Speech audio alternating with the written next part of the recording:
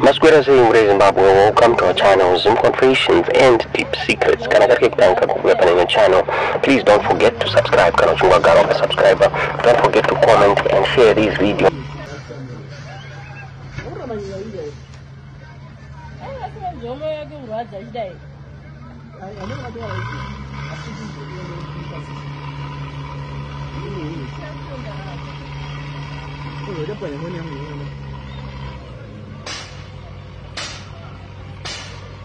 I said I did the symbol that I'm going to keep it. I don't know if I'm what you can put it in the ship.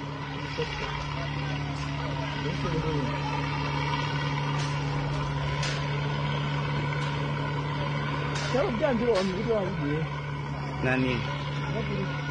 Oh, this was.